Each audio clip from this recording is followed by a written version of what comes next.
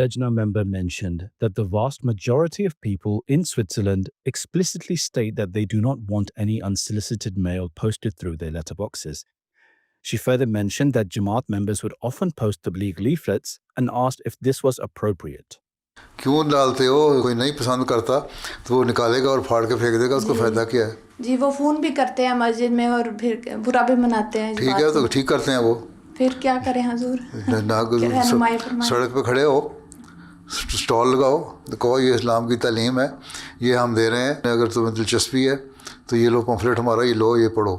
تو جو خوشی سے لے کے جاتے ہیں اس کو دو. یہ تو نہیں ہے کہ ہم نے 2 لاکھ پمفلٹ تقسیم کرنا ہے اس لیے لیٹر باکس میں ڈال دیا، آسان کام کر دیا، اور لڑکے اور بچے اور اطفال نکل آئے ایک مہم بنا کے اور لوگ کہہ دیا جی ہم نے بڑا کام کر لیا. یہ کوئی کام نہیں ہے.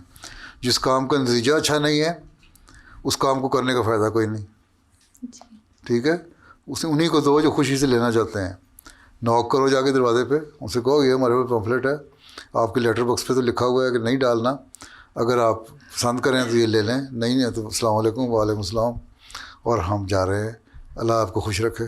تو اچھے وشیز کے ساتھ ان سے چھٹی لے کے آ جاؤ تو وہ خوش ہو جائیں گے لوگ، کہ ہاں کہیں گے ہاں بڑے با اخلاق لوگ ہیں، کم از کم ہمارے سے پوچھے تو کام کر رہے ہیں نا. وہ بھی ایک تبلیغ ہے. اس پمفلٹ سے زیادہ اچھی تبلیغ ہے کہ تم کانٹیکٹ کر کے لوگوں کو السلام علیکم کر لیا کرو.